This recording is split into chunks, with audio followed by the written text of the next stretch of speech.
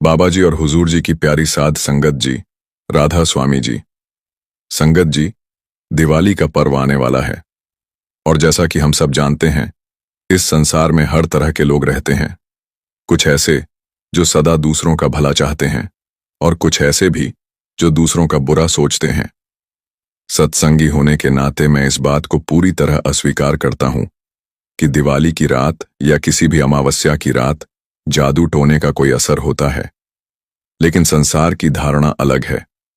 बहुत से लोग मानते हैं कि इस रात नकारात्मक शक्तियां सक्रिय होती हैं और कुछ लोग अपने स्वार्थ या द्वेष के कारण दूसरों को नुकसान पहुंचाने के लिए ऐसे कर्म करते हैं।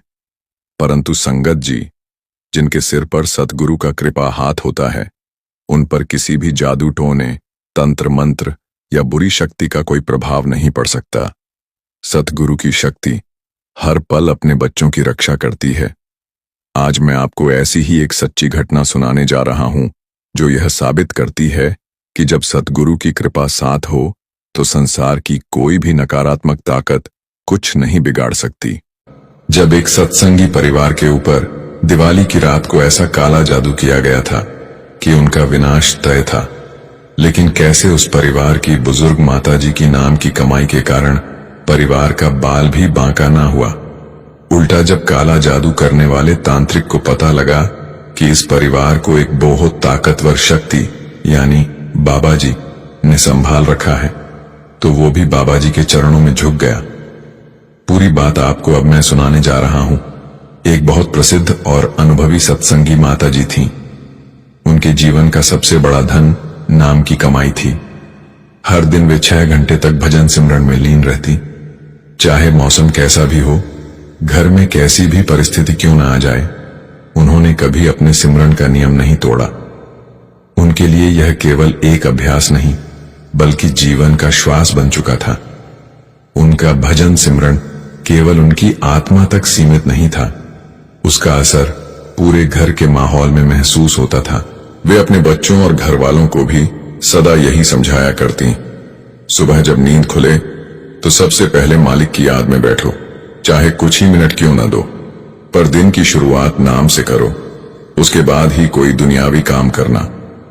धीरे धीरे अम्मा की इस सीख का असर परिवार पर भी हुआ। घर के सदस्य भी भजन सिमरन और सेवा में जुड़ने लगे। हालांकि वे अम्मा जितनी गहराई तक नहीं पहुंच पाए, क्योंकि अम्मा की तो हर सांस में नाम रचा बसा था। फिर भी जब भी उन्हें अवसर मिलता, वे भी मालिक की याद में बैठ जाते। उसी तरह जैसे पौधे सूरज की ओर मुड़ते हैं, वैसे ही वे भी अम्मा के प्रेम और प्रेरणा से नाम की ओर झुकने लगे।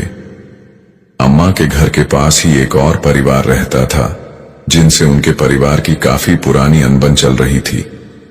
दोनों घरों के बीच इतना तनाव था कि एक दूसरे के यहां आना जाना तक बंद था। जैसे ही कोई बात होती, छोटी सी बात भी तकरार का रूप ले लेती थी। अम्मा ने अपने घर वालों को कई बार बड़ी शांति से समझाया, बेटा, कोई कुछ कहे तो तुम मत बोलो, झगड़े में मत पड़ो, मालिक सब देख रहा है। अगर वे कुछ गलत कहते भी हैं तो हमें बस चुप रहना चाहिए। उनका काम है कहना, हमारा काम है सहना। अम्मा हमेशा यही सलाह देती रहीं, पर घर के नौजवानों का खून गर्म था। एक दिन बात कुछ ज्यादा ही बढ़ गई। छोटी सी कहासुनी धीरे धीरे बड़े झगड़े में बदल गई। मोहल्ले के लोग दौड़कर बाहर आ गए, क्योंकि दोनों परिवार एक दूसरे पर टूट पड़े थे। अम्मा ने बीच में आकर बहुत समझाने की कोशिश की, पर किसी ने उनकी एक न सुनी। दोनों ओर से गाली गलौज, धक्का मुक्की और धमकियां चलने लगीं। बड़ी मुश्किल से आस पड़ोस वालों ने बीच बचाव करके मामला शांत कराया। कुछ दिन तो शांति रही, मगर फिर वही पुराना विवाद फिर से भड़क उठा। इस बार पड़ोसी परिवार के मन में बदले की भावना गहराने लगी। वह परिवार पहले से ही तांत्रिकों और झाड़ फूंक जैसी बातों पर विश्वास रखता था। उन्होंने सोचा, इनका झगड़ा तो ऐसे नहीं मिटेगा, क्यों न कोई पक्का उपाय कर दिया जाए। फिर वे लोग एक तांत्रिक के पास पहुंचे और उससे कहा कि वह अम्मा के परिवार पर कुछ ऐसा कर दे जिससे उन्हें चैन न मिले। तांत्रिक ने कहा, इस दिवाली की रात मैं ऐसा काला जादू करूंगा कि वो लोग अगले दिन का सूरज भी नहीं देख पाएंगे। फिर तांत्रिक ने अपनी चाल शुरू की और बोला, मुझे कुछ चीजें चाहिए। उनके घर वालों की तस्वीरें, उनके पैरों की मिट्टी और कोई पुराना पहना हुआ कपड़ा या रुमाल। पड़ोसियों ने किसी तरह यह सब जुटा लिया और तांत्रिक को दे आए। तांत्रिक ने कहा, इस दिवाली की रात जहां सारी दुनिया लक्ष्मी की पूजा करेगी, वहां आप लोगों को मेरे पास यहां आना होगा और हमें काली शक्तियों की पूजा करनी होगी। परिवार ने तांत्रिक की बात को मान लिया और दिवाली की रात उसके पास पहुंच गए। अब तांत्रिक ने अपनी टोटका क्रिया शुरू की। उसने कुछ मंत्र पढ़े, एक लाल रंग की राख तैयार की और उन लोगों से कहा, यह राख आज दिवाली की रात को उनके घर के दरवाजे के बाहर फैला देना, असर अपने आप दिखेगा। पड़ोसियों ने वैसा ही किया, पर कई दिन बीत गए मगर कुछ भी नहीं हुआ। न कोई बीमारी, न कोई अशांति, न कोई नुकसान। अम्मा का परिवार वैसे ही शांत और प्रसन्न बना रहा। यह देखकर वे लोग हैरान रह गए और फिर उसी तांत्रिक के पास जा पहुंचे। उन्होंने शिकायत की, हमने सब वैसा ही किया जैसा तूने कहा था, लेकिन कुछ असर ही नहीं हुआ। तांत्रिक भी सोच में पड़ गया, आखिर ऐसा कैसे हो सकता है? यह पहली बार है कि मेरा जादू काम नहीं कर रहा। तांत्रिक ने इस बार बड़ा ही गंभीर अंदाज में बताया, अब जो मैं करने जा रहा हूं वह सामान्य टोने टोटकों जैसा नहीं है। यह काला जादू है। इसके असर से उस परिवार की काया ही झड़ जाएगी। ऐसा असर कोई और तरीका नहीं दे सकता। यह सुनकर वे लोग खुश हो उठे, मानो उनकी जीत पक्की हो गई हो। पर 1 महीना गुजर जाने के बावजूद अम्मा के परिवार को कोई तकलीफ नहीं पहुंची। उनकी जिंदगी वैसे ही चलती रही। यह देखकर वे फिर उसी तांत्रिक के पास लौट आए। तांत्रिक ने इस बार समय मांगा। उसने कहा कि 1 दिन दीजिए, मैं गहराई से जांच करता हूं कि मेरी क्रिया असफल कैसे हुई। उस 1 दिन में तांत्रिक ने हर छोटी बड़ी चीज की पड़ताल की, मंत्रों को, राख राख को, उपाय के तरीके को अच्छे से समझा। फिर उसने जो निहितार्थ निकाला वह सबको चौंका देने वाला था। अगले दिन वह बड़ा गंभीर चेहरा लेकर आया और कहा, इस पूरे मामले में मेरी कोई कमी नहीं निकली जिसकी वजह से मेरा काम फेल हुआ। वह तुम लोगों की बताई चीज नहीं है। तुम्हारे सामने सच यही है कि उस परिवार में कोई ऐसा है जो किसी बड़ी शक्ति से जुड़ा हुआ है। उस शक्ति के सामने हमारी तांत्रिक विद्या भी बेअसर है। तांत्रिक ने हाथ जोड़कर कहना जारी रखा, मैंने आज तक कई काम किए हैं, पर कभी किसी ने ऐसा नहीं कहा कि मेरा कोई काम नहीं हुआ। आज पहली बार ऐसा हुआ है कि मैं अपनी क्रिया में असफल रहा हूं, और वह इसलिए क्योंकि जिन पर तुम असर डालने की चाहत रखते हो उन लोगों के ऊपर कोई रक्षा शक्ति बनी हुई है। बड़े से बड़ा तांत्रिक भी उनकी हानि नहीं कर सकता। आखिर में उसने झुककर विनती की, इसलिए मेरी सलाह यही है कि तुम उनसे झगड़ा छोड़ दो, उनसे बैठकर बात करो और सुलह कर लो। उन लोगों को पता था कि उस परिवार की अम्मा राधा स्वामी वाले बाबा जी से जुड़ी हुई है और बहुत भजन बंदगी करती है। वह समझ गए कि यह सब उसी की वजह से हो रहा है। वो लोग उसी समय अम्मा के पास गए और अपने किए की माफी मांगकर झगड़े को झा लिया। संगत जी, जिस घर में इतनी भजन बंदगी, इतनी सतगुरु की बातें होती हों, उस घर का कोई क्या ही बिगाड़ लेगा। संगत जी, अब मैं आपको एक और घटना सुनाने जा रहा हूं। जब बाबा जी ने लंगर खाने से मना कर दिया था और सेवादार रोने लगा था। इसके बाद आपको दिवाली की रात को हुए एक और चमत्कार को भी सुनाऊंगा। पहले आप सुनिए, आखिर क्यों बाबा जी ने लंगर खाने से मना कर दिया था। ये घटना बड़े महाराज जी के समय की है। उस समय उनके एक सेवादार भाई हुआ करते थे, बेहद निष्ठावान, सरल और प्रेम से भरे हुए। सेवादार भाई महाराज जी की सेवा में हमेशा हाजिर रहते थे। उनके शरीर की एक टांग काम नहीं करती थी, लेकिन इस कमी के बावजूद उन्होंने कभी सेवा में ढिलाई नहीं आने दी। उनके जीवन का एक नियम था, हर रोज अपने गांव से बैसाखी का सहारा लेकर एक हाथ में लस्सी का बर्तन लिए गुरु घर पहुंचना। वे बड़ी श्रद्धा से बाबा जी के लिए ताजी लस्सी बनाते और दोपहर के समय स्वयं जाकर बाबा जी को परोसते। बाबा जी भी उनके भाव को देखकर हर दिन वह लस्सी थोड़ी सी अवश्य पीते थे।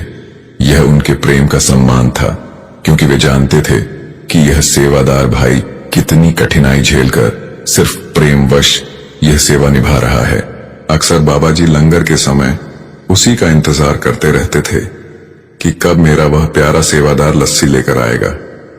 एक दिन की बात है, वह भाई रोज की तरह बैसाखी का सहारा लिए हाथ में लस्सी का बर्तन थामे गुरु घर की ओर जा रहा था।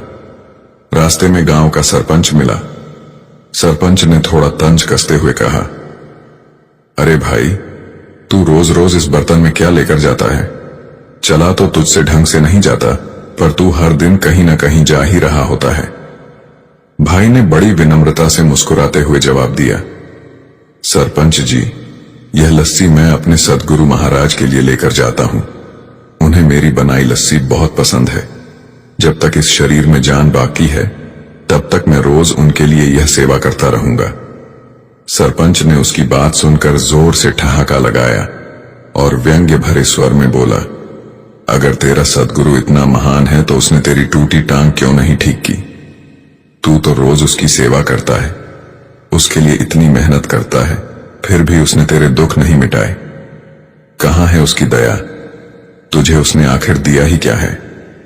सेवादार भाई ने बड़ी शांति और श्रद्धा से उत्तर दिया, सरपंच जी, मेरे सद्गुरु ने मुझे सेवा करने का सौभाग्य दिया है।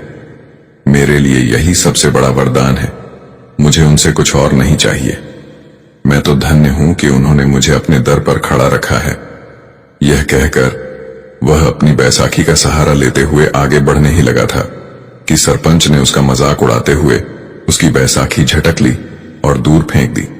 बेचारा सेवादार लड़खड़ाया, पर फिर भी हाथ जोड़े हुए विनती करने लगा, सरपंच जी, मुझे जाने दीजिए।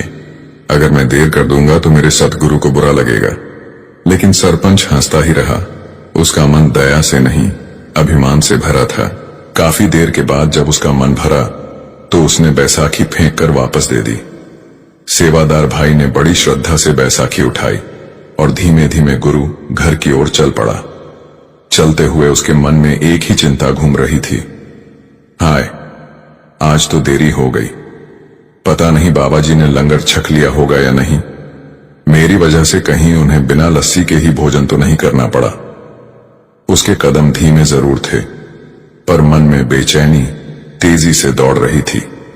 उधर गुरु घर में जब सेवादारों ने बाबा जी के आगे लंगर परोसा तो सब हैरान थे कि आज बाबा जी भोजन आरंभ क्यों नहीं कर रहे। काफी समय बीत गया, पर बाबा जी शांत बैठे रहे। आखिर एक सेवादार ने धीरे से पूछा, बाबा जी, क्या बात है? आपने लंगर छकना शुरू क्यों नहीं किया? बाबा जी उस दिन बड़े प्यार से संगत में बैठे थे। अचानक उन्होंने मुस्कुराते हुए कहा, अरे, आज मेरा वो सेवादार लस्सी लेकर नहीं आया क्या? जब तक वो नहीं आएगा मैं आज लंगर नहीं खाऊंगा। सारी संगत ये सुनकर एक दूसरे को देखने लगी। सब हैरान थे कि बाबा जी इतने सेवादारों के बीच उस एक को याद कर रहे हैं। थोड़ी देर बाद वही सेवादार भाई हांफता हुआ वहां पहुंचा। सामने का दृश्य देखकर उसका दिल कांप गया। पूरी संगत अभी तक वहीं बैठी थी और बाबा जी भी ज्यों के त्यों उसी आसन पर बिना कुछ खाए उसके इंतजार में। उसकी आंखों से आंसू छलक पड़े। बाबा जी ने उसकी ओर स्नेह से देखा और बोले, क्या बात है बेटा, आज इतनी देर कैसे हो गई? वो भाई थोड़ा घबरा गया। मन में सोचने लगा, अगर मैंने सच बता दिया कि रास्ते में लोगों ने मेरा मजाक उड़ाया तो कहीं बाबा जी मेरी सेवा ही ना वापस ले लें। इसलिए उसने सिर झुकाकर कहा, जी बाबा जी, आज कुछ काम पड़ गया था, उसी में देर हो गई। बाबा जी ने गहरी नजर से उसे देखा। नहीं बेटा, बात कुछ और है, सच बताओ, क्यों देर हुई? वो बार बार वही बहाना दोहराता रहा। जी, काम था बाबा जी। लेकिन सद्गुरु तो अंतर्यामी होते हैं। सब कुछ जानते हुए भी वे उसके मुंह से सच्चाई सुनना चाहते थे। आखिरकार बाबा जी ने धीरे से कहा, ठीक है, जब तक तू सच नहीं बताएगा मैं लंगर नहीं खाऊंगा। ये सुनते ही सेवादार के सब्र का बांध टूट गया।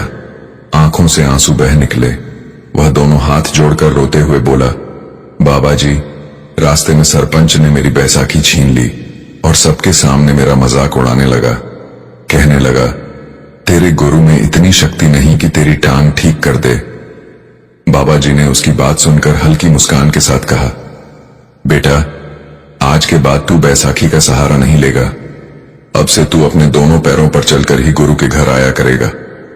फिर उन्होंने आगे कहा, तू अपने गांव में जा और जो फकीर रहता है, जिसका नाम हुसैन है, उसके पास जा। उसे कह देना, बाबा जी ने भेजा है, मेरी टांग ठीक कर दो। वो तेरी टांग ठीक कर देगा। संगत ध्यान से सुन रही थी। जिस फकीर का जिक्र बाबा जी ने किया, वो हुसैन नाम का एक साधु था, जो उसी गांव के किनारे झोपड़ी में अकेले रहा करता था। उसका स्वभाव बड़ा अलग थलग था। न किसी से ज्यादा बोलता, न किसी को अपने पास बैठने देता। सारा समय भजन बंदगी में ही मग्न रहता। जो भी उसके पास जाता, उससे भी बड़ी रूखाई से बात करता। बाबा जी का हुक्म मानकर वो सेवादार भाई अगले ही पल उस फकीर की झोपड़ी तक पहुंचा। फकीर दरवाजे पर बैठा आंखें बंद किए ध्यान में डूबा था।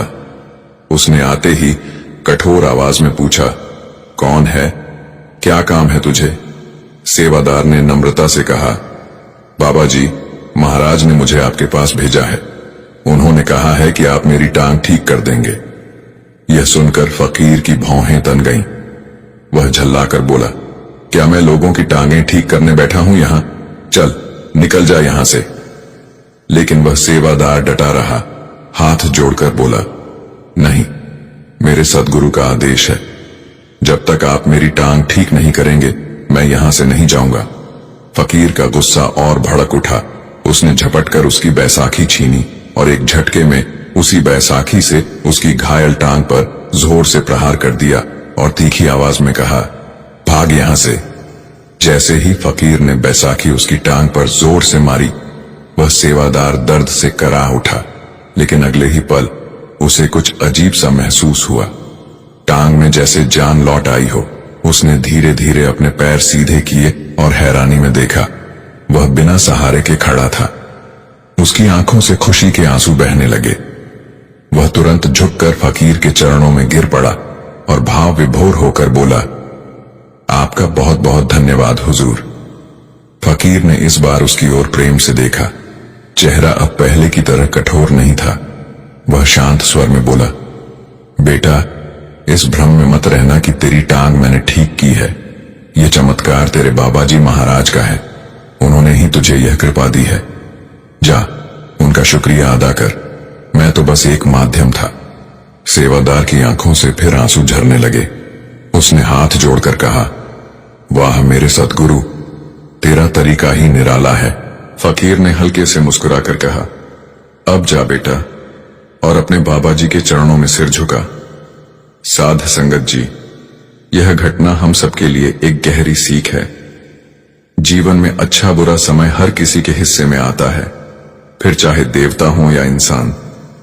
फर्क सिर्फ इतना है कि जो जीव सद्गुरु की शरण में पहुंच जाते हैं, उन्हें विपत्ति से जूझने की शक्ति खुद गुरु की कृपा से मिलती है।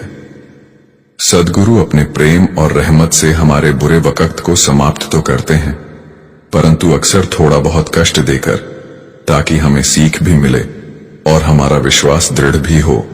जैसे एक बच्चा माँ बाप और अध्यापकों की देखरेख में सीखता है, वैसे ही आत्मिक यात्रा में सद्गुरु का साथ अनिवार्य है। बिना सद्गुरु के इस राह पर एक कदम भी चलना असंभव है। इसलिए हमेशा अपने सद्गुरु पर अटूट विश्वास रखो, क्योंकि वही सच्चे रक्षक, मार्गदर्शक और उद्धारक हैं। संगत जी, अब मैं आपको दिवाली की रात को हुए बाबा जी के एक ऐसे बड़े और अहम चमत्कार के बारे में बताने जा रहा हूं कि आपको समझ में आ जाएगी कि कैसे बाबा जी अपनी संगत तक हर संभव मदद पहुंचाते हैं, किसी न किसी को कैसे जरिया बना देते हैं। ये घटना भी एक बुजुर्ग माताजी और उनके पोते की है। आर्थिक रूप से बहुत कमजोर ये परिवार जैसे तैसे करके अपना जीवन यापन कर रहा था। ये परिवार झारखंड का रहने वाला है। दिवाली के दिन बाबा जी ने झारखंड में जो अद्भुत चमत्कार किया, वह बात हर किसी को हैरान कर गई थी। दिवाली पर लोग अपने अपने घर रोशन करते हैं, दीप जलाते हैं, मिठाइयां बांटते और पटाखे चलाते हैं। लेकिन मैं आपको जिस बुजुर्ग माता जी की बात बता रहा हूं, उन्हें बाहरी दीपक से कुछ लेना देना नहीं था, क्योंकि उसने अपने भीतर ही मालिक का दीपक जगा लिया था अम्मा साहिबगंज के एक छोटे से कस्बे में रहती थीं, एक झोपड़ी जैसी छोटी सी झोपड़ी नुमा घर में, अपने बेटे, बहू और छोटे पोते के साथ। हुजूर महाराज जी से उन्हें नामदान मिला था और कुछ ही समय में अम्मा के अंदर उस नाम की ज्योत प्रकट हो गई। वह दुनिया की दौलत में रुझान नहीं रखती थीं, न ही बाहर दिखने वाली चीजों में कोई रुचि थी। उनका धन तो नाम की कमाई ही थी। वह बहुत ही सादा और निर्धन परिवार से आई थीं, पर कभी उसने मालिक से गरीबी की शिकायत नहीं की। अम्मा की मान्यता थी कि बाबा जी ने उसे वह सब कुछ पहले ही दे दिया है जो वास्तव में जरूरी था, और इसलिए वह संतुष्ट थी। अम्मा का पोता उनके लिए सब कुछ था। वह उस बच्चे से बेहद लगाव रखती थीं। दिवाली की सुबह जब छोटे से पोते ने देखा कि पड़ोस वाले दीपक जला रहे हैं, मिठाई बांट रहे हैं और बच्चे पटाखे जला रहे हैं, तो उसके मन में भी वही इच्छाएं जाग उठीं, मिठाई खाने की, दीप जलाने की, पटाखे फोड़ने की। मगर सच यह था कि उनके घर की आर्थिक हालात ऐसी नहीं थी कि वे त्योहार की इन गुंजाइशों के लिए अतिरिक्त पैसा निकाल पाते। रोजमर्रा की जरूरतों के बाहर कुछ खरीदना उनके बस की बात नहीं था। इसलिए वह 7 साल का बच्चा, जिस पर अम्मा का पूरा स्नेह था, इन छोटी छोटी खुशियों के लिए तरसता रहा, जबकि अम्मा के पास उसके लिए देने को सिर्फ अपना अनमोल नाम और स्नेह था। पहले बच्चे के पिता ने उसे समझाने की बहुत कोशिश की, पर जब वह छोटा लड़का जिद पर अड़ा रहा तो पिता कहीं से 8 मिट्टी के दीपक लाकर दे आए और उसे थमा दिए। दीपक पाकर बच्चा खुश हुआ, पर उसके मन में मिठाई और पटाखों की भी चाह थी, और दीपक जलाने के लिए घी या तेल भी चाहिए थे। पिता ने जो दिया था वह बस जिद शांत करने के इरादे से था, इसीलिए बच्चे की उम्मीदें पूरी नहीं हुई। वो रोता हुआ आकर अपनी दादी अम्मा के पास बैठ गया। अम्मा उस वक्त बाबा जी की तस्वीर के सामने बैठकर शांति से भजन सिमरन कर रही थीं। बच्चे की आहें सुनते ही वह उठी, उसे गोद में लेकर प्यार से सहलाया और बोली, बेटा इतनी जल्दी क्यों? दिवाली तो रात को मनाई जाती है, अभी दिन है। फिर अम्मा ने बाबा जी की तस्वीर की ओर इशारा करते हुए बताया, तू अपने बाप से नहीं, अपने सच्चे पिताजी बाबा जी से मांग। सच्चे भक्त की यह प्रथा होती है कि जब कुछ चाहिए तो बाबा जी से अरदास की जाती है, और बाबा जी अपने सेवादारों के जरिए वह व्यवस्था कर देते हैं। अम्मा की बात सुनकर वह मासूम बच्चा वाकई नर्म पड़ गया। उसने बाबा जी की तस्वीर के सामने बैठकर हाथ जोड़ लिए और भोले मन से अरदास करने लगा, बाबा जी मुझे भी पटाखे चलाने हैं, दीपक जलाने हैं, मिठाई खानी है। आज दिवाली है और मेरे पास सिर्फ ये मिट्टी के दीपक हैं, इनके लिए घी भी नहीं है। मेरी दादी कहती हैं कि जब कुछ चाहिए तो आपसे मांग लिया करो। कृपया आज शाम से पहले किसी सेवादार के जरिए मुझे ये सब भेज दीजिए। अरदास करते ही बच्चे के चेहरे पर शांति उतर आई। उसने अंदर से एक दृढ़ भरोसा महसूस किया कि बाबा जी शाम तक किसी न किसी सेवादार को भेजकर उसकी छोटी सी इच्छा पूरी कर देंगे। लेकिन बुजुर्ग माँ भले ही बहुत कमाई वाली थी, लेकिन उसको अंदर से पता था कि यह सब तो उसने बच्चे को सिर्फ कुछ देर के लिए शांत करने के लिए कह दिया है, और शाम तक बच्चा अपने आप भूल जाएगा। लेकिन अब बच्चा शाम होने का इंतजार करने लगा। बच्चे को यकीन था कि बाबा जी उसके घर मिठाई पटाखे भी देंगे। दिन ढलने लगा तो बच्चा घर के बाहर बैठकर सड़क के दोनों ओर बार बार निहारने लगा। उसके अंदर पूरा विश्वास था कि बाबा जी का भेजा हुआ पैकेट जल्द ही आ पहुंचेगा। जब आसपास के बच्चे मिठाई खाते और पटाखे फोड़ते हुए दिखे तो वह गर्व से बताता, देखो हमारे बाबा जी ने सेवादार भेज दिए, मिठाई और पटाखे आ रहे हैं, बस अभी आने वाले हैं। बचपन का वह भोला भाला भरोसा बाबा जी पर इतना गहरा था कि किसी शक की गुंजाइश नहीं रहती थी। तभी उसने देखा कि सामने से एक शख्स अपनी परिवार के साथ कार से उतरकर बाजार की तरफ चल पड़ा। भीड़ भाड़ की वजह से उसने अपनी गाड़ी वहीं पास ही रोक दी।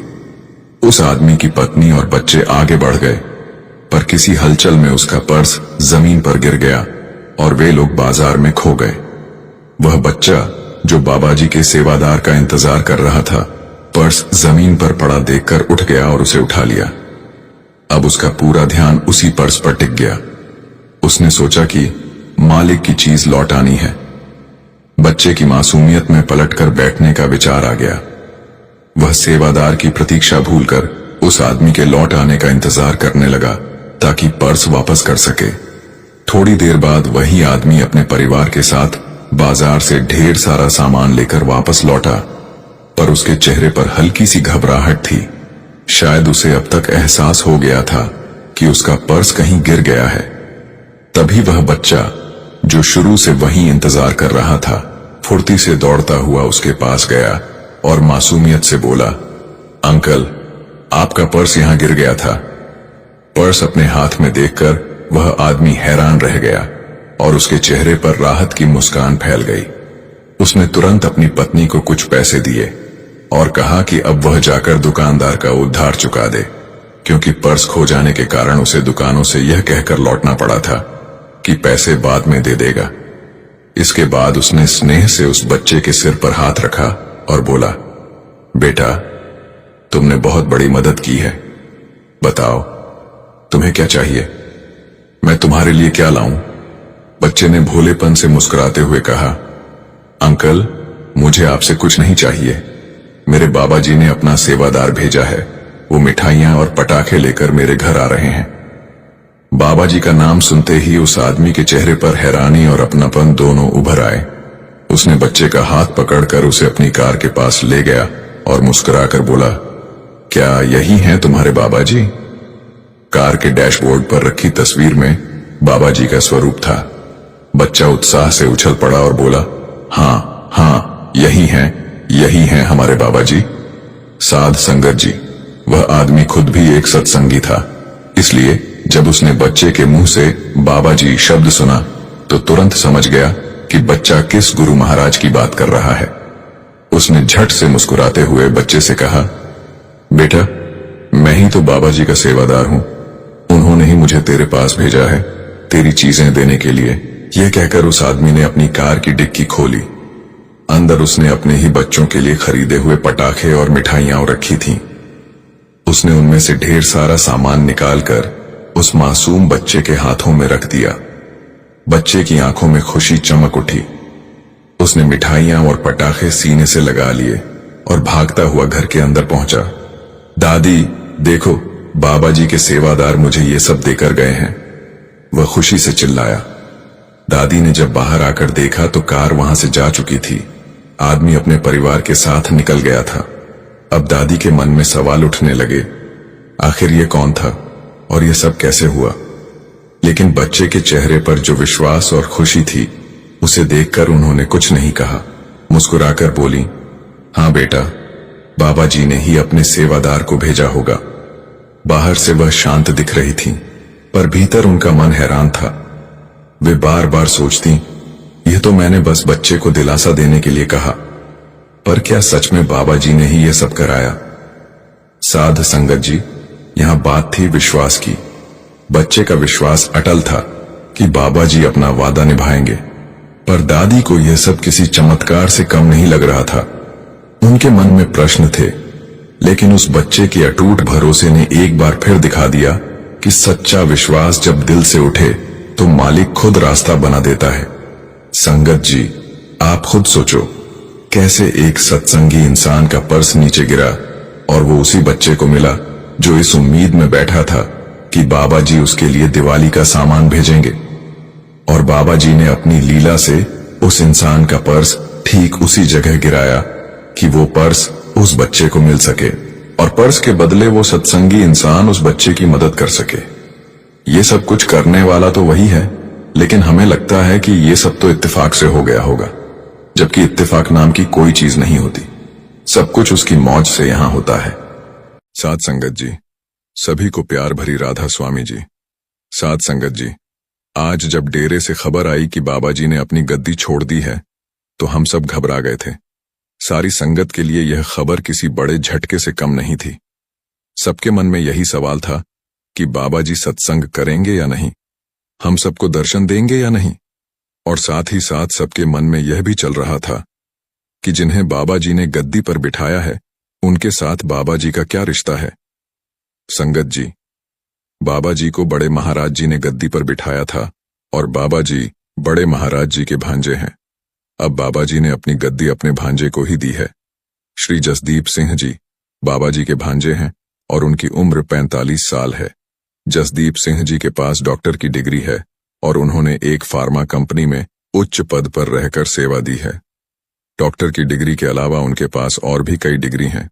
डेरे से आए लेटेस्ट अपडेट के आधार पर डेरे से एक अच्छी खबर आई है। उस खबर के अनुसार बाबा जी सत्संग भी करेंगे और नामदान भी देंगे। श्री जसदीप सिंह जी, जिन्हें बाबा जी ने गद्दी पर बिठाया है, वह बाबा जी के साथ हर जगह उपस्थित रहेंगे। जब तक डेरे से कोई अपडेट नहीं आता तब तक बाबा जी ही सत्संग करेंगे और संगत को दर्शन भी देंगे।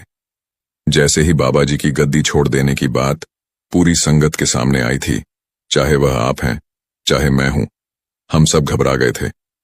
हम सब का घबराना लाजमी ही था, क्योंकि हम सब अपने सद्गुरु से प्यार ही इतना करते हैं कि हम उनके दीदार किए बिना नहीं रह सकते। हम उनसे बिछड़ने की बात सोच भी नहीं सकते।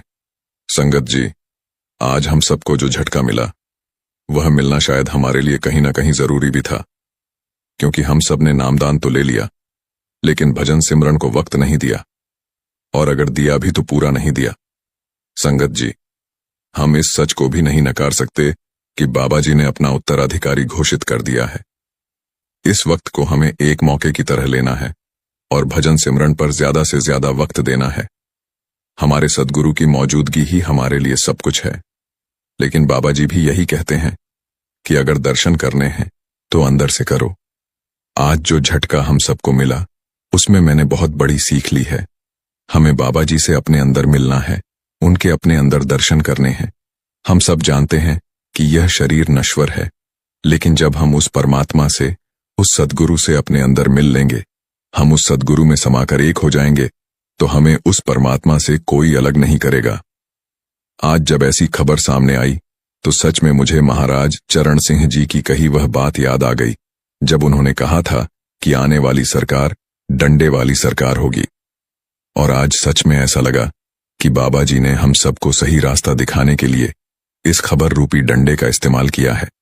और सच में इस डंडे की चोट जिसने भी महसूस की वह बहुत गहरी थी, जो संगत अभी भी संभल जाएगी और बाबा जी के कहे अनुसार भजन सिमरन को वक्त देगी।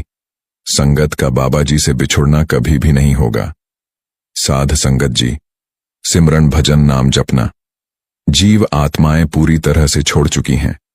इसलिए हम उन लोगों से कहना चाहते हैं कि भाइयों और बहनों, माताओं और बुजुर्गों, अब आप सिमरन भजन शुरू कर दें, क्योंकि बिना सिमरन भजन के, नाम की कमाई के हमारा कुछ भी नहीं बनेगा।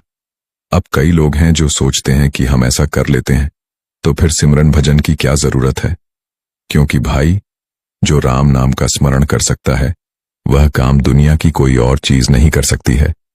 इस बात को गांठ बांध लो और अच्छी तरह से समझ लो।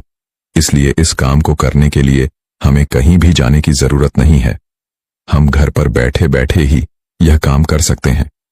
अपना काम यानी अपना कारोबार भी हम कर सकते हैं, यानी जैसे दुकान है या कोई और कारोबार है तो हम वह भी कर सकते हैं और नाम का सिमरन भी कर सकते हैं।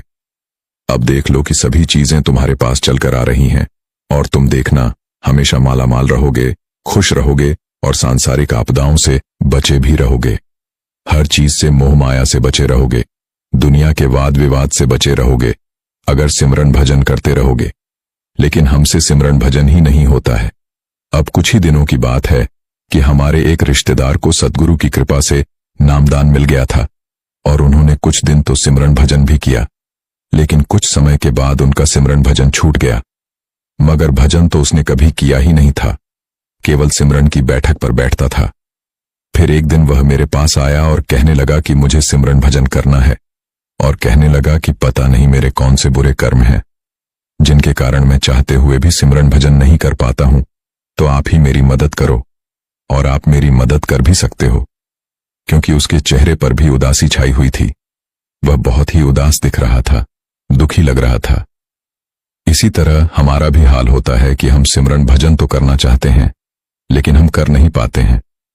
फिर हमने उससे कहा कि कोई बात नहीं, अगर तुम सच्चे दिल से सिमरन भजन करना चाहते हो फिर हम तुम्हारी सहायता जरूर करेंगे। और फिर हमने ऐसे ही किया कि जिस वक्त हम उठते थे सुबह सुबह अमृत वेला में, तो हमने उसको भी जगाना शुरू कर दिया, क्योंकि उसके मन में सिमरन भजन करने की इच्छा जागृत हुई थी। इसलिए वह उठकर बैठने लग गया और हाथ मुंह धोकर सिमरन पर बैठ गया। लेकिन थोड़ी देर के बाद मैंने देखा कि उसकी गर्दन झुकी हुई है, तो मैंने उसे फिर से जगाया। मैंने उससे कहा कि तुम अपना मुंह अच्छी तरह से धोकर फिर से सिमरन भजन पर बैठ जाओ। और वह फिर से बैठ गया सिमरन पर। और फिर थोड़ी देर के बाद उसकी गर्दन फिर झुक गई और मैं उसे बार बार जगाता रहा और समझाता भी रहा। मैंने उसे फिर से बिठाया और फिर मैंने उससे कहा, उठने की कोशिश करो बार बार। और मैंने फिर उसको सिमरन पर बैठा दिया और फिर बैठा जैसे भी बैठ सकता था। और फिर मैंने उसको भजन की बैठक की अवस्था में भी बैठाया, कहा कोशिश कर, लेकिन नहीं बैठ पाया था। और फिर दिन निकल आया और वह काम पर जाने लगा। और फिर मैंने उसे रोका और समझाया, कहा कि भाई, हमारी जो धर्म पुस्तकें हैं उसको लगभग 1 घंटा पढ़ना है रोजाना। और फिर उसने अपने बैग में पुस्तकें भी रख लीं। और फिर जब वह शाम को घर के लिए लौटा तो मैंने उससे पूछा कि मैंने जो तुम्हारे बैग में पुस्तकें रखी थीं, क्या वह तूने पढ़ी? फिर बोला, नहीं। फिर मैंने उससे कहा कि अब पढ़ लो, और फिर उसने पढ़ी, लेकिन उसका मन नहीं लगा। फिर मैंने उससे दोबारा कहा और फिर उसको शाम को भी बैठाया। और जब भोजन की बारी आई तो उसे भोजन थोड़ा नियमित तौर पर ही दिया और कम भोजन खाने को उससे कहा। फिर उसको समझ आ गई और उसने संतुलित भोजन ही किया। फिर वह दूसरे दिन फिर उठा और मैंने उससे कहा कि पहले नहा लो और फिर सिमरन पर बैठना। उसने ऐसा ही किया, पहले नहाया और फिर सिमरन पर बैठा। इस बार भी उसे नींद आती रही, मन भटकता रहा। मैंने कहा कोई बात नहीं है, बैठ जाओ। फिर वह बैठा रहा और फिर उसे थोड़ी देर भजन में बैठाया, थोड़े समय के लिए, और शाम को उसने पुस्तकें भी पढ़ी। फिर मैंने उससे पूछा कि तूने क्या पढ़ा है, मुझे बताओ। फिर उसने मुझे बताया और फिर ऐसे ही यह प्रक्रिया लगातार चलती रही। यह प्रक्रिया लगभग 1 साल तक चलती रही, क्योंकि मैं उसे रोजाना उठाया करता था, उसे समझाया भी करता था और वह समझ भी गया था, क्योंकि उसकी इच्छा बन गई थी यह कार्य करने की, यानी कि सिमरन करने की। क्योंकि अगर हमारे मन के अंदर तीव्र इच्छा है कि हम सिमरन भजन करें, परमात्मा की भक्ति करें, अगर अंदर तीव्र इच्छा है, चाह है, तो जरूर करोगे। तो करना क्या है? अगर आप नहीं कर रहे हो तो फिर अपने घर के एक सदस्य को इस काम पर जरूर लगाओ जो नाम का सिमरन भजन कर रहा है। तो उसे कहो, उसे लगाओ इस काम पर। नहीं तो अपने सद्गुरु को हाजिर नाजिर जानकर सुबह सुबह अमृत वेला में उठ जाओ और पूरी ताजगी के साथ उठो, पूरी उमंग के साथ उठो। नींद ना आए, सुस्ती ना पड़े तो थोड़ा स्नान कर लो और फिर अपने सद्गुरु का ध्यान करके बैठ जाओ सिमरन भजन पर। और अगर फिर भी नींद आए, सुस्ती पड़े, तो फिर अपने मुंह पर ठंडे पानी के छींटे मारो और फिर से बैठ जाओ। सिमरन करो और भजन में भी जरूर बैठो। फिर थोड़े समय के लिए ही सही, मगर बैठो। और फिर जब आपको दिन में समय मिले तो लगभग 1 घंटा धर्म पुस्तकें जरूर पढ़ा करो। उनमें हमें क्या समझाया जा रहा है उसे समझो, उन पर अमल करो। क्योंकि वैसे भी तो इधर उधर की बातों में समय बर्बाद करते हैं। उस समय को धर्म पुस्तकें पढ़ने में लगाओ ताकि कुछ समझ में आए। शाम को कम भोजन करो, संतुलित भोजन करो, समय पर ही भोजन कर लो। और अगर रात्रि को देर घर आते हो तो फिर दोपहर को भोजन ज्यादा ले लो और रात्रि को थोड़ा कम भोजन कर लो, हल्का भोजन कर लो। जल्दी सोने और समय पर सोने की आदत डालो और जो पुस्तकों में पढ़ा है उस पर आंतरिक तौर पर अमल करो। फिर अगले दिन भी समय पर उठ जाओ सुबह सुबह अमृत वेला में और फिर स्नान करो। और अगर स्नान नहीं कर रहे रोज रोज तो अच्छी तरह से पानी से अपना मुंह धो लो और फिर बैठ जाओ अपने आसन पर चौकड़ी मारकर। सिमरन करने में लग जाओ और भजन भी जरूर करो। क्योंकि अगर हम रोजाना आधा घंटा भी बैठते हैं तो आप सोचो कि यह आधा घंटा भी 1 महीने में कितना हो जाता है। और फिर अपने समय को धीरे धीरे बढ़ाते जाओ, जैसे 1 घंटा, 2 मिनट, 3 मिनट, धीरे धीरे अपने समय को बढ़ाते जाओ। और फिर यह साल तक कितना हो जाता है जरा सोचो। ऐसे ही अगर हम चाहे हर दिन 10 मिनट, 15 मिनट ही भजन पर बैठते हैं तो फिर आप अंदाजा लगाओ कि यह 1 महीने में, फिर 1 साल में कितना समय हो जाता है। इसलिए भाई, यह सिर्फ समझने की बात है। इसलिए उस परमात्मा की ऐसी भक्ति करो, ऐसा नाम का सिमरन भजन करो कि हमेशा परमात्मा की, सद्गुरु की याद हमारे अंदर बनी रहे। हमें परमात्मा याद रहे, सद्गुरु हमें याद रहे, हर पल हर दिन। 5वीं पातशाही श्री गुरु अर्जुन देव जी महाराज फरमाते हैं, श्वास श्वास न घड़ी बिसरे, पल मुहूर्त दिन राती। आप जी फरमा रहे हैं कि हमारी कोई ऐसी सांस ना हो जिसमें सिमरन ना हो। हर सांस के साथ सिमरन होना चाहिए, उस परमात्मा का नाम होना चाहिए। कोई सांस भी खाली नहीं जानी चाहिए। ऐसी कोई भी घड़ी ना गुजरे कि जिसमें सतगुरु की याद ना रहे, सतगुरु की मूर्ति ना रहे। इसलिए समझने की कोशिश करो। और यह आज का सत्संग भी खास करके उन लोगों के लिए है जो सिमरन भजन बिल्कुल भूल चुके हैं। इसलिए करना यह है कि अपने आप के ही पीछे पड़ जाओ। जैसे हम और चीजों पर भी ध्यान देते हैं, तो अपने आप पर ध्यान देना शुरू कर दो, क्योंकि भाई वही व्यक्ति सतगुरु को प्यारा है, परमात्मा को अच्छा लगता है, जो अपना काम पूरा करता है। कबीर साहब जी फरमाते हैं, कहत कबीर पूर्ण जग सोई, जाके हृदय और न होई। अगर हमारे अंदर चिंता है दूसरों की बातें, माया की, तो यह दुनियावी वस्तुएं हैं, तो फिर अब भी हम पूरे नहीं हैं, हम अधूरे हैं।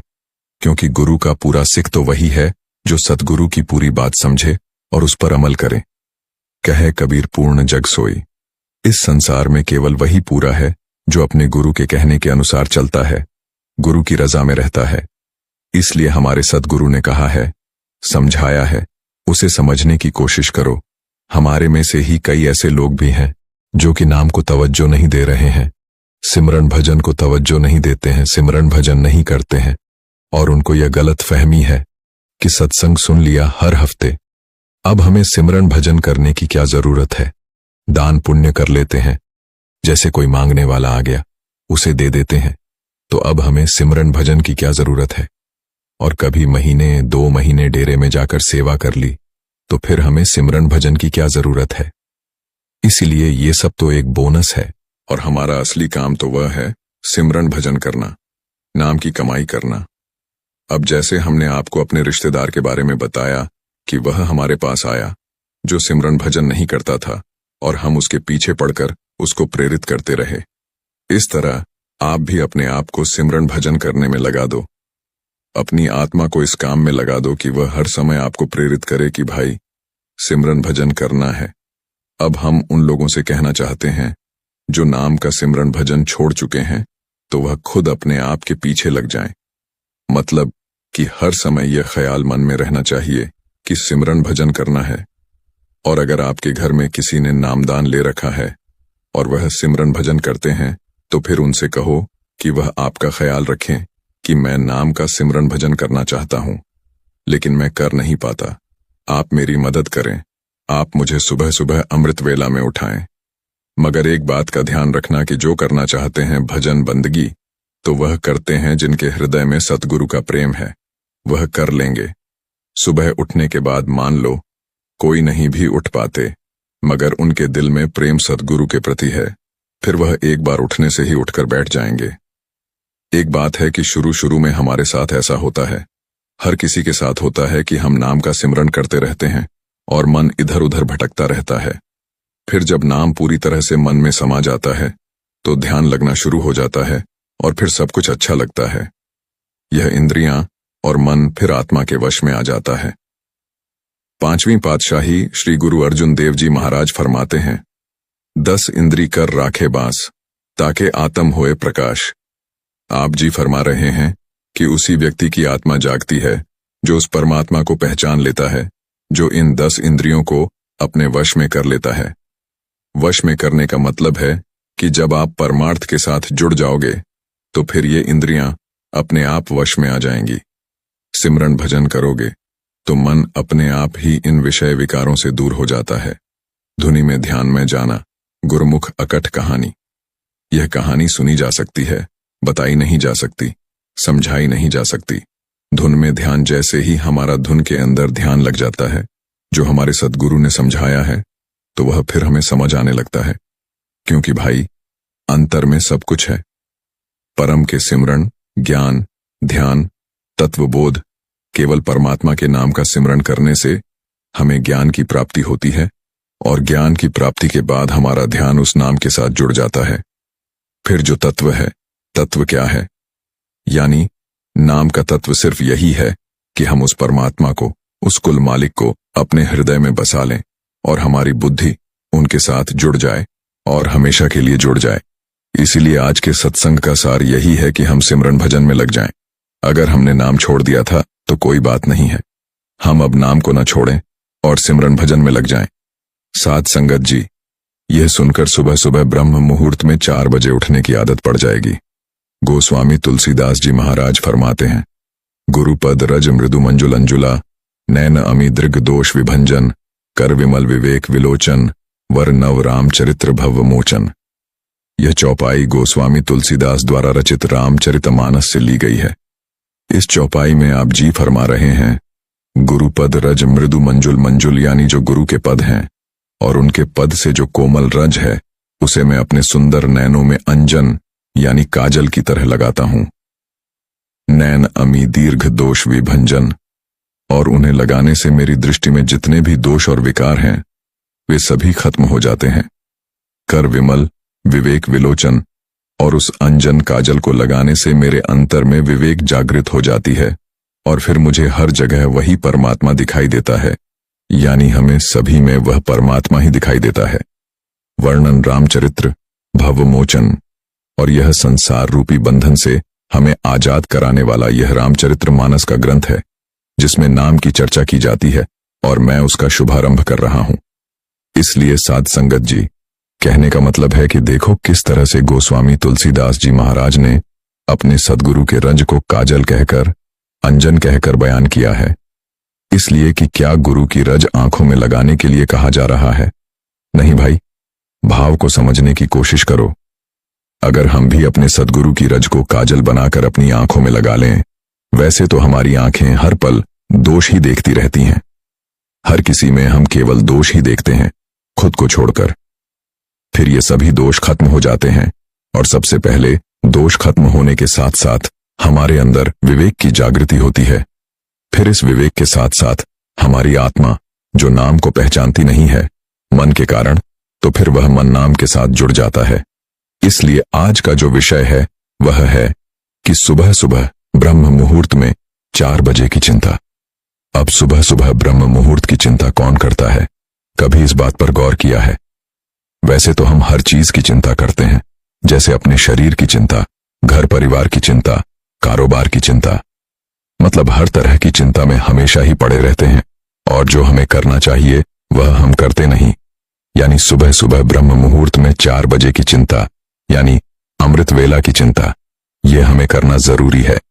इसलिए जो सिमरन भजन करना चाहते हैं, भजन बंदगी करना चाहते हैं, जिन्होंने खुद सतगुरु के आगे नामदान की बख्शीश के लिए अरदास की है और उनको नामदान की प्राप्ति भी हुई है, तो फिर उन्हें ध्यान रखना चाहिए कि सिमरन भजन नाम की कमाई पिछली रात के बजाय इस तीसरी रात के पहर में जाग कर ही की जाती है। और फिर जो इस तीसरी रात की सुबह सुबह ब्रह्म मुहूर्त 4 बजे की चिंता करता है, तो फिर वह व्यक्ति असल में जागा हुआ है। उसी ने सतगुरु नाम का अंजन यानी वह काजल लगाया हुआ है, इसलिए वह जागा हुआ है और बाकी तो सभी लोग सोए हुए हैं। इसलिए सुबह सुबह ब्रह्म मुहूर्त में जाग जाओ, इसकी चिंता करो। जैसे और चीजों की चिंता करते हो तो फिर इसकी भी चिंता करो, तैयारी करो। अगर हम इसकी तैयारी करेंगे तो ही हमारा कुछ बन जाएगा, वरना नहीं। 5वीं पातशाही श्री गुरु अर्जन देव जी महाराज फरमाते हैं, प्रभाते प्रभु नाम जप, गुरु के चरण ध्यावे, जन्म मरण मल उतारे, सच्चे के गुण गाए। आप जी फरमा रहे हैं कि प्रभाते प्रभु नाम जप, यानी सुबह सुबह ब्रह्म मुहूर्त में अमृत वेला में जब हम नाम का सिमरन भजन करते हैं तो समझ लो कि हम सतगुरु के चरण ध्यान रहे हैं। अब सतगुरु के चरण का अर्थ समझने की कोशिश करो कि क्या है, यानी सतगुरु के स्वरूप की बात की जा रही है, क्योंकि सतगुरु के स्वरूप को संत महात्माओं ने तरह तरह से कहकर बयान किया है। इसीलिए अगर खुद सिमरन भजन करोगे, नाम की कमाई करोगे, फिर इसकी समझ में आ जाएगी, वरना हम तो जो यह स्थूल स्वरूप है इसी में उलझे रहेंगे। प्रभाते प्रभु नाम जप, गुरु के चरण ध्यान, जन्म मरण मल उतरे, सच्चे के गुण गाए। कहने का मतलब है कि इस जन्म मरण के चक्र से, यानी इस 8,04,000 योनियों के चक्र से हम हमेशा हमेशा के लिए आजाद हो जाते हैं और हमारे जन्मों जन्मों की जो मैल है वह उतर जाती है और फिर सच्चे के गुण गाते हैं। प्रभाते प्रभु नाम जप, यानी सुबह सुबह में उठ जाएं। अब जाग केवल वही सकता है जिसको फिक्र है, जो चिंता करता है। अब जैसे हम आम तौर पर नाम का सिमरन तो करते ही हैं, और हमने खुद भी अनुभव किया है कि कभी कभी जब नाम का स्मरण करते हैं तो ऐसा होता है कि हमारे अंतर में कभी सतगुरु का स्वरूप आ जाता है। और इस स्वरूप की बात नहीं कर रहे हैं कि जो सामने बैठे हुए हैं। सतगुरु जैसे जो फोटो में दिखाई देते हैं, जहां बातचीत करते हैं, यह सतगुरु नहीं है। उस स्वरूप को महात्माओं ने नूरी स्वरूप, ज्योतिर्मय स्वरूप, शब्द स्वरूप, शब्द गुरु कहकर बयान किया है। और फिर जब हमें यह शब्द दिखाई देने लगते हैं तो हम तैयारी करते हैं कि चलो और ज्यादा कमाई करें, क्योंकि हमें आखिर तो वहीं पर जाना है। नामदान लेने से पहले हमारी स्थिति कुछ और थी। हमारे अंदर यही रहता था कि सब कुछ इकट्ठा कर लें और बढ़ाएं, जैसे कि हम यह पोटली बांधकर साथ ले जाएंगे। लेकिन नामदान मिलने के बाद हमें इतनी समझ तो आ ही गई होगी कि हम यहां से कुछ भी अपने साथ लेकर नहीं जाएंगे। सब कुछ यहीं पर धरा का धरा रह जाएगा। नामदान से पहले हम सद्गुरु को आम इंसान ही समझते हैं, और जो भाग्यशाली हैं वे नामदान के बाद सतगुरु को परमात्मा का स्वरूप मानते हैं। कबीर साहब जी एक जगह फरमाते हैं, गुरु को मानकर जानते थे न कहिए अंध। आप जी फरमा रहे हैं कि वे लोग अंधे हैं जो सतगुरु को एक साधारण इंसान ही समझते हैं। महादुखी संसार में आगे जमकर बंद, और फिर वह इस संसार में चाहे कितना कुछ भी कमा ले, मगर वह हमेशा दुखी ही रहेंगे। नामदान के पहले सतगुरु को आम इंसान समझते हो तो कोई बात नहीं है, क्योंकि विवेक नहीं है। मगर जब नामदान मिल जाता है तो फिर इतना ज्ञान तो हो जाना चाहिए, विवेक हो जाना चाहिए। अगर नहीं है और ऐसी गलती करते रहते हो तो फिर भाई दुखी ही रहोगे। एक होते हैं दुखी और एक होते हैं महादुखी, तो हम महादुखी ही रहेंगे। फिर चाहे कितना कुछ भी कर लो मगर पार उतारा नहीं होगा। जो जम के आगे ख्वारी होती है, जम के आगे बंध, यानी कि जम के आगे जो ख्वारी होती है उसे हम समझ ही नहीं सकते। इसलिए भाई इन सभी बातों का तात्पर्य यही है कि हमें सुबह सुबह ब्रह्म मुहूर्त में 4 बजे उठने की तैयारी करनी चाहिए, क्योंकि समय हमारे हाथों से निकलता जा रहा है। अब हम बताने की कोशिश कर रहे हैं कि सिमरन भजन करते करते एक अरसा बीत जाता है, तो फिर जब हमें कुछ भी दिखाई नहीं देता और कुछ भी सुनाई नहीं देता तो फिर हमारा मन ऊब जाता है। और सच्चाई है, अगर हम इसे समझने की कोशिश करें कि हम गलती कहां पर कर रहे हैं, और अगर उसे समझ जाएं और सही रास्ते पर आ जाएं, तो फिर सुधार हो सकता है। इसके लिए हमें किसी से बाहर से पूछने की जरूरत नहीं है। सतगुरु खुद हमें अंतर से ताकत देते हैं। करना हमें पड़ता है, ताकत सतगुरु देते हैं। सतगुरु खुद रास्ता बना देते हैं। अब हम जैसे नाम जपते जा रहे हैं, तो फिर हम नाम जपते जपते सतगुरु का स्वरूप ले आते हैं। अगर अंतर में यह स्वरूप रहा तो फिर वह जो ज्योतिर्मय स्वरूप है जिसकी हम बात कर रहे हैं वह नहीं आ सकता, क्योंकि जैसे ही यह स्वरूप आ जाता है, जिसे चाहे ज्योतिर्मय स्वरूप कह लो, शब्द स्वरूप कह लो, जो हम सतगुरु की जो बड़ाई करते हैं, लोगों के आगे सतगुरु को जो हम दर्जा देते हैं वह नहीं है, इससे भी कई ज्यादा है सतगुरु।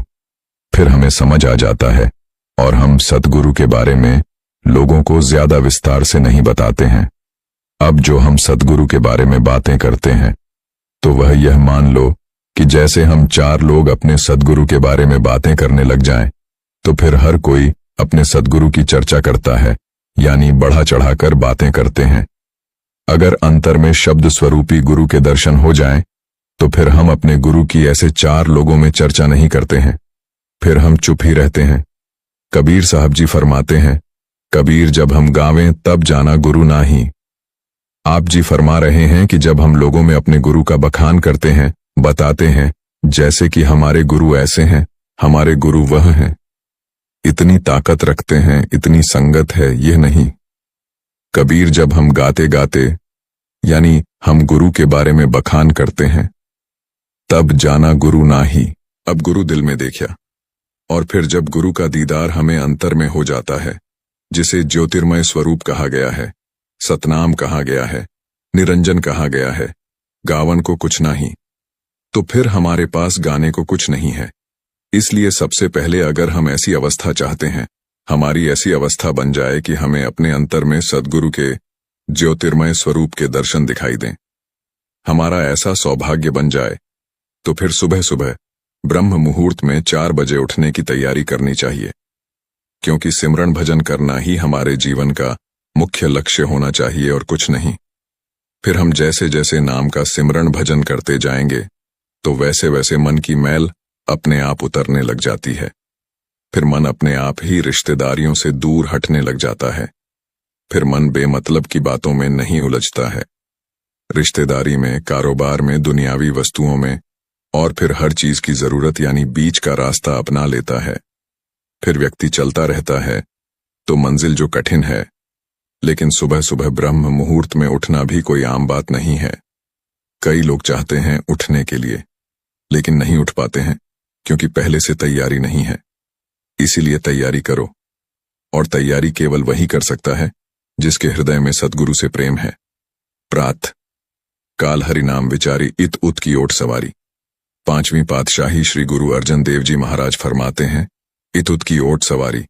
अब समझने की कोशिश करो, क्योंकि वाणी अपने आप कह रही है कि एक बार सुबह सुबह उठकर उस हरि, उस परमात्मा का नाम जपो, भक्ति करो। जैसे गोस्वामी तुलसीदास जी ने फरमाया कि मैं गुरु के चरणों की रज को काजल बनाकर आंखों में लगा लेता हूं। इसीलिए बात यह है कि उनके नाम को काजल बना लो। यह नहीं कि जहां सतगुरु का डेरा है वहां की मिट्टी लाकर आंखों में काजल की तरह लगा लो। नहीं, ऐसे नहीं। उन्होंने जो हमें नामदान दिया है, उसे सुबह सुबह ब्रह्म मुहूर्त में 4 बजे उठकर अपनी आंखों में बसा लो। आंखों में बसाकर सिमरन के माध्यम से पहले तो अपने मन को साधो।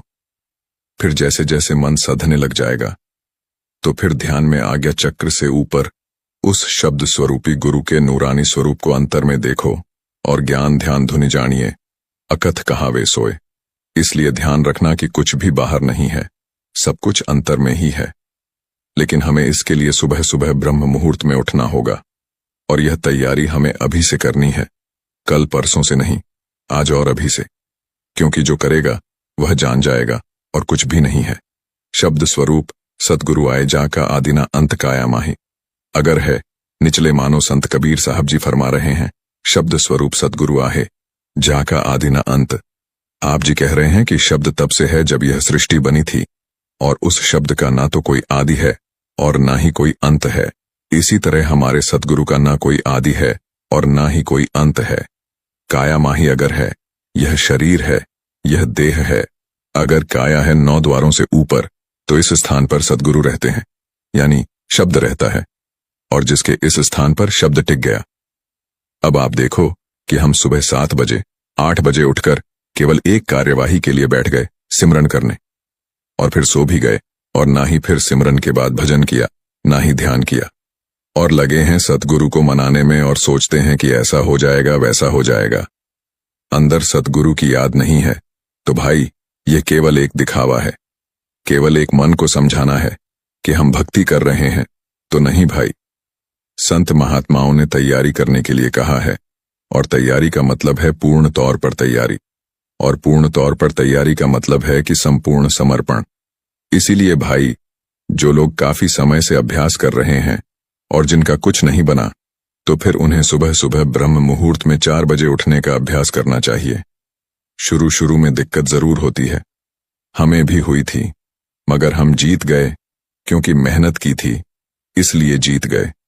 इसलिए हम सभी को सुबह सुबह ब्रह्म मुहूर्त में 4 बजे उठने की तैयारी करनी चाहिए, और फिर धीरे धीरे अपने आप आदत ढल जाती है। साध संगत जी, आज का सत्संग यहीं समाप्त होता है। ऐसी ही रूहानी सत्संग साखियां सुनने के लिए चैनल को सब्सक्राइब जरूर करें जी। राधा स्वामी जी। साध संगत जी, जो लोग नामदान मिल जाने के बाद ये सोचते हैं कि अब सतगुरु संभाल लेंगे, तो वह जरूर सुने। साध संगत जी, जो लोग नामदान मिल जाने के बाद ये सोचते हैं कि अब नामदान तो सतगुरु से मिल गया है, सतगुरु की कृपा हो गई है, और अब बाकी सारा कुछ सद्गुरु संभाल लेंगे। तो भाई, हम आपसे यह कह देते हैं कि अगर आप ये सोच रहे हैं कि नामदान तो मिल ही गया है, बाकी सारा काम अब हमारे सद्गुरु संभाल लेंगे, तो भाई यह आपकी बहुत बड़ी गलतफहमी है। हाँ, सद्गुरु संभाल करते हैं। सद्गुरु उन पर दया करते हैं जो नामदान मिल जाने के बाद नाम का सिमरन भजन करते हैं। नाम को श्वासों श्वास जपते हैं तो सद्गुरु उनकी रक्षा जरूर करते हैं और उनकी संभाल भी करते हैं। जो सद्गुरु के हुक्म में रहते हैं, जो नाम सद्गुरु से मिला है, उसको जपते हैं, हमेशा सद्गुरु को अपने अंतर में बसा कर रखते हैं, तो सद्गुरु उनकी संभाल करते हैं। मगर जो नामदान मिल जाने के बाद में नाम का सिमरन भजन नहीं करते और भूल जाते हैं कि हमें जो नामदान मिला है उसको जपना भी है, उसका सिमरन भजन भी करना है, और सब कुछ सद्गुरु पर छोड़ देते हैं, तो भाई इनकी सद्गुरु संभाल नहीं करते हैं। इसलिए अगर चाहते हो कि सद्गुरु हमारी संभाल करें, हमें किसी बात की चिंता न करनी पड़े, तो फिर जो सद्गुरु से हमें नाम मिला है उसका सिमरन भजन करना होगा, उस नाम को जपना होगा।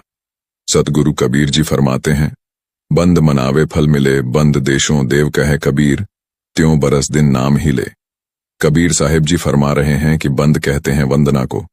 आप जी फरमा रहे हैं कि वंदना करने से फल मिलता है, उस परमात्मा की वंदना करने से, भक्ति करने से, आराधना करने से, उसकी पूजा करने से।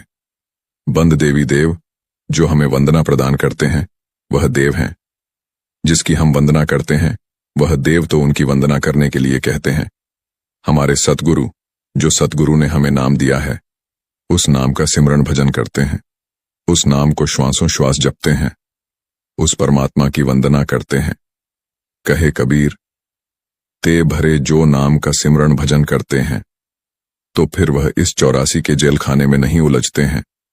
उन्हें इस 84 के चक्कर में फिर बार बार आना जाना नहीं पड़ता है, और वह इस 84 के चक्कर में फिर बार बार आना जाना नहीं पड़ता है, और वह इस 84 के चक्कर में फिर बार बार आना जाना नहीं पड़ता है, और वह इस 84 के चक्कर में फिर बार बार आना जाना नहीं पड़ता है, और वह इस 84 के चक्कर में फिर बार बार आना जाना नहीं पड़ता है, और वह इस 84 के चक्कर में फिर बार बार आना जाना नहीं पड़ता है, और वह इस 84 के चक्कर में फिर बार बार आना जाना नहीं पड़ता है, और वह इस 84 के चक्कर में फिर बार बार आना जाना नहीं पड़ता है, और वह इस 84 के चक्कर में फिर बार बार आना जाना नहीं पड़ता है, और वह इस 84 के चक्कर में फिर बार बार आना जाना नहीं पड़ता है, और वह इस 84 के चक्कर में फिर बार बार आना जाना नहीं पड़ता है, और वह इस 4 जन्म मरण से हमेशा हमेशा के लिए मुक्त हो जाते हैं, और वह अपने असली घर, निज घर, उस परमात्मा के घर में, उस सचखंड में, सतलोक में पहुंच जाते हैं, निस्दिन नाम ही ले। तो ये किनके साथ होता है? यह उनके साथ होता है जो कि 24 घंटे सारा दिन चाहे चलते फिरते, उठते बैठते, खाते पीते, सोते जागते, यानी हर समय अपने इस ख्याल को सद्गुरु के साथ जोड़कर रखते हैं। नाम की भजन बंदगी करते हैं, नाम की कमाई करते हैं, जो एक पल के लिए भी अपने अंतर से सतगुरु के नाम को विचारते नहीं हैं, और जो सत्संग में जाते हैं, और जो सत्संग में सद्गुरु जी जो फरमाते हैं तो उनको बड़े ही ध्यानपूर्वक सुनते हैं और उन पर अमल करते हैं, क्योंकि सत्संग में जाने से जीवन बदल जाता है। क्यों? क्योंकि सत्संग में सत्य की बातें होती हैं, सत्य की चर्चा की जाती है। और अगर नामदान मिल जाने के बाद भी और सत्संग सुनने के बाद भी अगर हमारे अंदर कोई परिवर्तन, कोई चेंज नहीं आता है, हम यही सोचते रहते हैं कि सतगुरु है, और अगर हमारे अंदर कोई बदलाव नहीं आता है, तो फिर हमें इस पर विचार करने की जरूरत है। हमें विचार करना चाहिए कि आखिर गलती हो कहां पर रही है, हम गलती कहां पर कर रहे हैं। तो भाई, गलती यह है कि हमें नामदान तो मिल गया है, मगर हम इस नाम को पूरी तवज्जो नहीं देते हैं। हम सोचते हैं कि नामदान मिल गया, बस हमारा काम हो गया, हमारा काम बन गया है। तो भाई, नामदान मिल जाने से ही हमारा काम नहीं बनने वाला है, हमें इस नाम को जपना भी है। एक बार की बात है कि एक सतगुरु के 2 शिष्य थे, उन्होंने उन्हीं सतगुरु से नामदान ले रखा था। फिर किसी ने उन दोनों शिष्यों से पूछा, पहले एक से पूछा कि भाई, तुम्हें नामदान मिले हुए कितना समय हो गया है, यहां पर जरा बताइएगा। फिर वह कहने लगा कि मुझे नामदान मिले हुए काफी समय हो गया है। फिर उससे पूछा कि काफी समय हो गया है आपको नामदान लिए हुए, तो क्या आपको कुछ फायदा हुआ है? फिर वह कहने लगा, हाँ, फायदे हुए हैं, बहुत फायदे हुए हैं।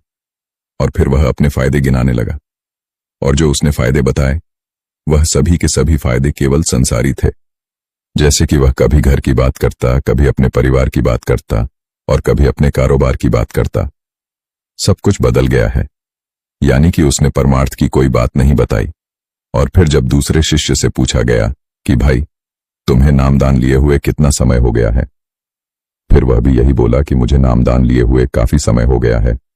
और फिर उससे पूछा कि क्या आप हमें बताएंगे, आपको क्या क्या अनुभव हुआ है, आप में क्या क्या बदलाव आए हैं? क्या आप अपने तजुर्बे हमसे साझा करेंगे कि क्या आपको कुछ फायदा है, आपका कुछ बना है? तो फिर वह शिष्य बोला कि भाई, मैं आपको क्या बताऊं, क्योंकि ये बातें बताने की नहीं होती हैं कि मुझे कुछ फायदा हुआ है या नहीं हुआ है। और मान लो मैं आपको बता भी देता हूं तो आपको यकीन नहीं आएगा, आपको समझ नहीं आएगा, क्योंकि इसको केवल वही समझ सकता है, वही अनुभव कर सकता है जो नाम का सिमरन भजन करता है और 24 घंटे नाम को जपता है, श्वासों श्वास नाम की भजन बंदगी करता है, नाम की कमाई करता है। तो उस जीव को ही यह अनुभव होते हैं, केवल उसी को यह फायदे होते हैं और केवल वही समझ सकता है, क्योंकि जो पूछ रहा है उसे समझ नहीं आएगा और वह बता देता है तो फिर उसकी सारी की सारी जमा पूंजी खत्म हो जाएगी, क्योंकि यह अनुभव, यह तजुर्बे बताए नहीं जाते हैं। अगर इन्हें जानना है, इन्हें समझना है तो नाम का सिमरन भजन करो, नाम को जपो, श्वासों श्वास नाम को जपते रहो, फिर देखना फायदे तो इतने हैं कि गिनते गिनते आप थक जाएंगे। इसलिए भाई, अगर आप चाहते हो कि हमें वह अनुभव हो, हमारा काम बन जाए, तो फिर जो नाम मिला है उसका सिमरन भजन तो करना ही होगा। और अगर हम नाम का सिमरन भजन करेंगे, नाम को जपेंगे, तो ही सद्गुरु हमारी संभाल करेंगे, वरना नहीं। अब देखो कि जिस व्यक्ति ने नामदान लेकर छोड़ दिया है और कभी नाम का सिमरन भजन किया ही नहीं है और कभी सद्गुरु को याद ही नहीं किया, और वह यह सोचता है कि सद्गुरु हमें मुश्किल की घड़ी में संभाल लेंगे, हमारी रक्षा करेंगे, वह यह उम्मीद रखकर बैठा है कि अगर उन पर कोई आपदा आ जाए, कोई मुश्किल आ जाएगी, और जब मृत्यु का समय, अंत समय आ जाएगा, तो फिर उस वक्त वह नाम का सिमरन भजन करने में लग जाए, तो भाई, उनकी सद्गुरु रक्षा नहीं करते, उनकी संभाल नहीं करते हैं। क्योंकि सबसे पहली बात तो यह है कि उस समय तो सिमरन भजन किया ही नहीं जाएगा। साध संगत जी, हम हमेशा यही सोचते रहते हैं कि हमारा मन शांत कैसे होगा, क्योंकि हमारे मन में हमेशा ही तरह तरह के विचार चलते रहते हैं। हम करना तो कुछ और चाहते हैं, लेकिन हमारा मन हमसे कुछ और ही करवा लेता है। इससे पहले कि आप अपने मन को शांत करने का प्रयास करें, यह जान लेना जरूरी है कि मन का व्यवहार शांत होने वाला है ही नहीं। क्योंकि अगर मन शांत होने वाला होता तो अब तक इस दुनिया में सभी के मन कब के शांत हो चुके होते और हर किसी व्यक्ति का जीवन सुखी से व्यतीत हो रहा होता। ना ही कोई लड़ाई झगड़े होते और ना ही किसी के प्रति कोई ईर्ष्या होती, ना ही कोई तकलीफ। सभी अपना जीवन खुशी खुशी व्यतीत कर रहे होते और हम ना ही पैसे कमाने के लिए पीछे इधर उधर दौड़ते। सबसे बड़ी समस्या तो यह है कि हम ज्यादा से ज्यादा चीजें इकट्ठी करना चाहते हैं, क्योंकि हमारा मानना है कि हमारे पास जितनी ज्यादा चीजें होती हैं, हम उतने ही ज्यादा सुखी होते हैं। लेकिन सच्चाई तो यह है कि बाहर की किसी भी चीज के अंदर सुख नहीं है, और यही कारण है कि जब हम किसी चीज को पाने के लिए उसके पीछे भागते हैं, उसको पाकर हमें पल भर के लिए तो खुशी मिलती है, लेकिन बाद में हम उस खुशी का एहसास नहीं कर पाते और फिर वह खुशी दुख में बदल जाती है। और फिर इसी तरह से हम एक चीज से दूसरी चीज और दूसरी से तीसरी चीज को पाने के लिए लगातार भागते रहते हैं, क्योंकि हमें ऐसा लगता है कि अगर हम उस चीज को हासिल कर लेंगे तो फिर हम सुखी हो जाएंगे।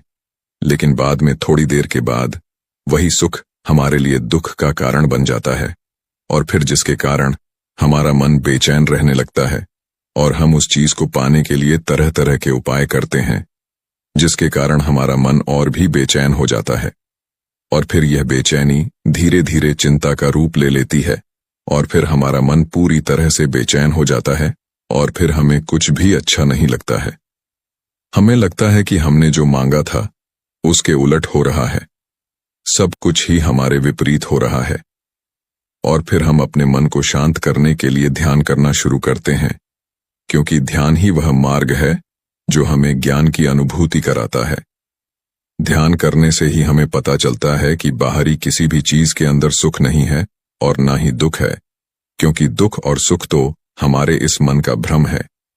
यह हमारे मन की एक उपज है, जिसके लालच में हमारा मन हमें यहां वहां दौड़ाता रहता है। जैसे कि कई महीने से भूखे एक भिखारी को अगर एक सूखी रोटी भी मिल जाए तो वह उसके लिए सुख है, वह उसके लिए अमृत है।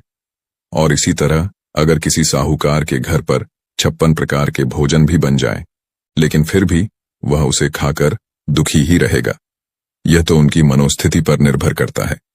इसे अच्छी तरह से समझने के लिए हम आपको एक कहानी सुनाते हैं। इस कहानी को सुनने के बाद आपको यह समझ में आ जाएगी कि हमारे मन की स्थिति क्या है और हम इसे कैसे नियंत्रित कर सकते हैं। एक समय की बात है कि एक गांव में एक युवक रहता था, जिसका मन बहुत ही अशांत रहता था और वह हमेशा ही तनाव में रहता था। वह अपने मन को शांत करना चाहता था, लेकिन उसे कोई भी उपाय नहीं सूझ रहा था।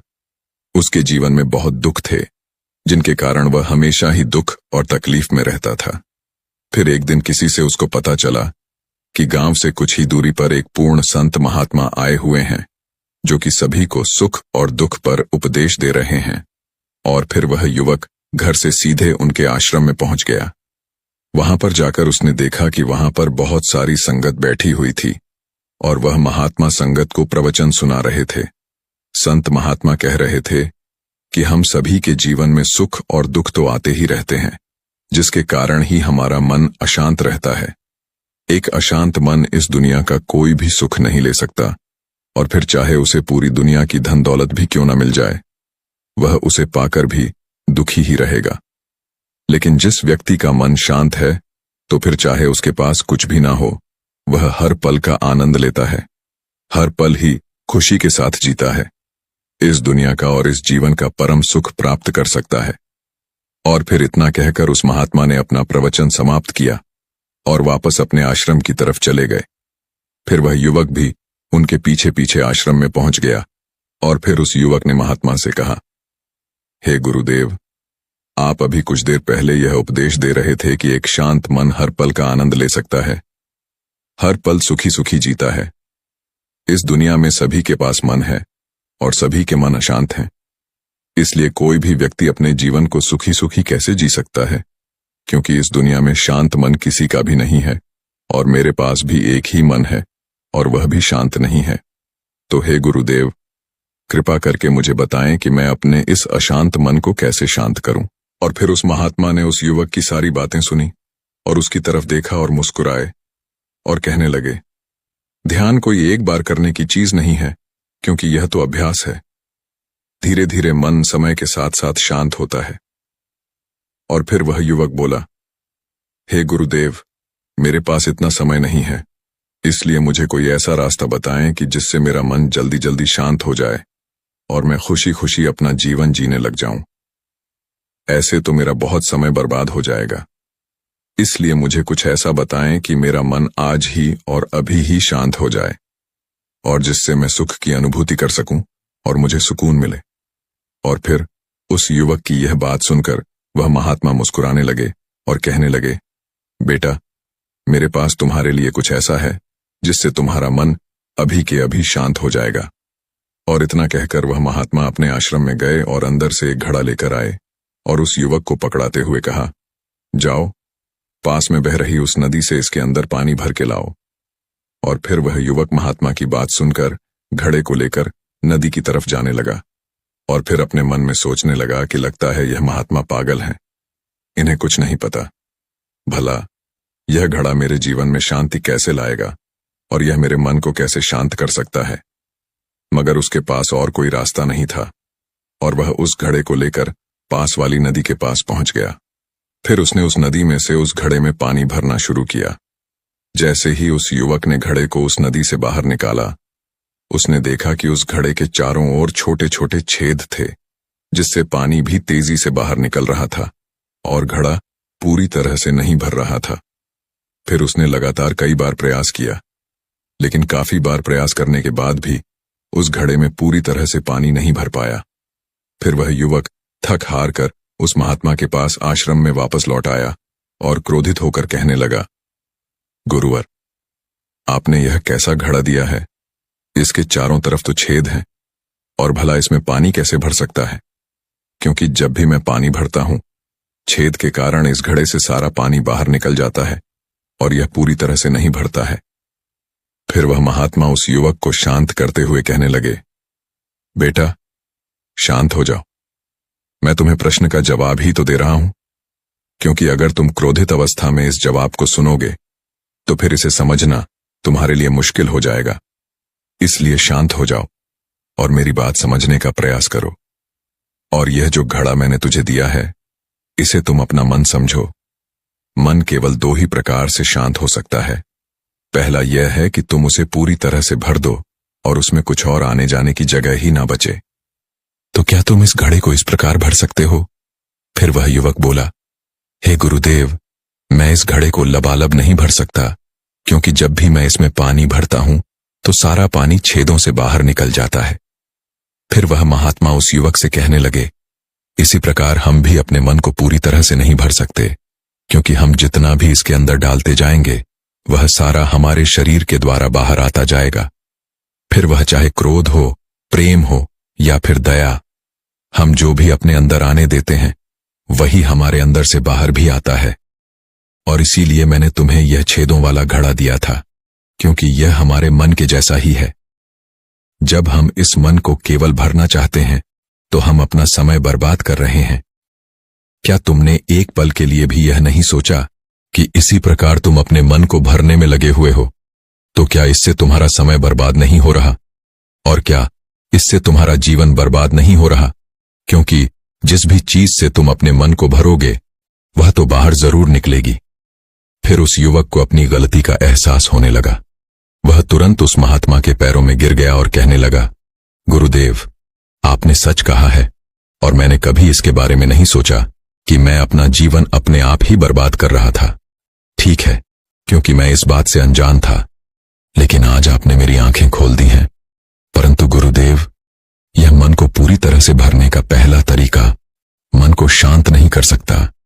मन को शांत करने का दूसरा तरीका कौन सा है? फिर महात्मा मुस्कुराते हुए युवक से बोले, दूसरा तरीका है कि अपने मन को पूरी तरह से खाली कर दो। फिर युवक बोला, गुरुदेव, आप ही मुझे बताएं कि मैं अपने मन को पूरी तरह से खाली कैसे करूं? फिर महात्मा बोले, बेटा, यह तो बहुत ही आसान तरीका है।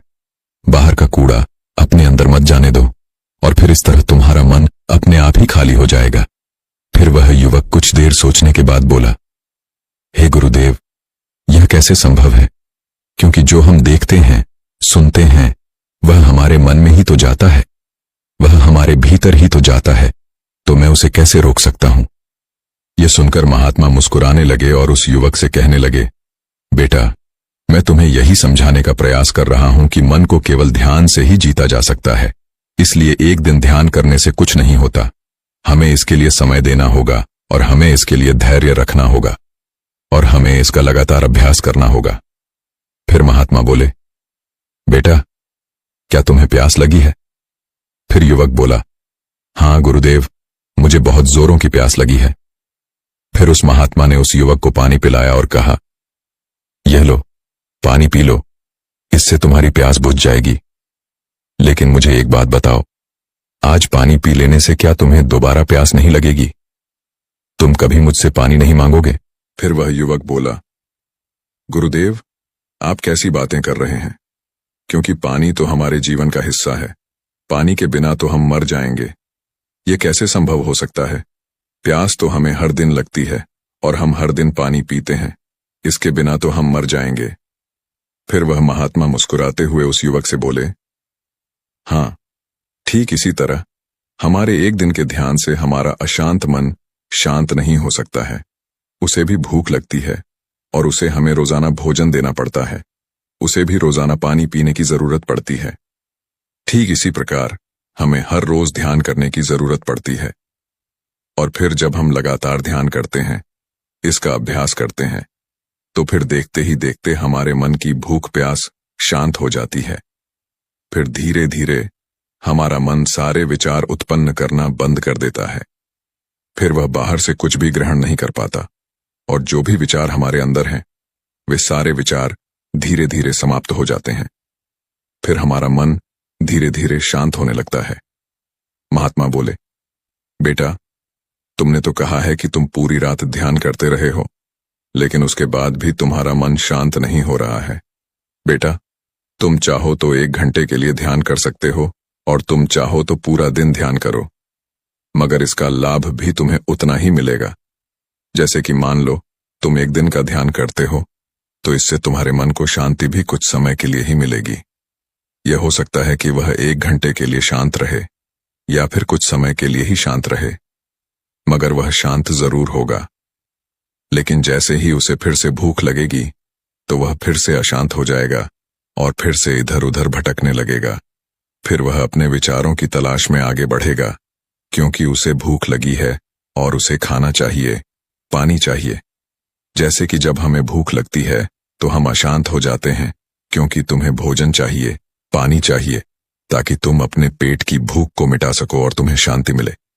फिर वह युवक बोला, गुरुदेव, आप सत्य कह रहे हैं और मैं ही गलत था, मेरी ही गलती है। इसलिए गुरुदेव, अब मुझे सब समझ में आ गया है और मैं अपने इस अशांत मन को जरूर शांत करके रहूंगा। और फिर चाहे इसके लिए मुझे कितना भी समय क्यों न लगे, मैं उस सुख को प्राप्त करके ही रहूंगा। इसलिए मैं इस खाली घड़े के अंदर पानी भरने अपने समय को बर्बाद नहीं करना चाहता। मैं अपने मन को शांत करके ही रहूंगा। मैं अपने मन को पूरी तरह से खाली कर दूंगा।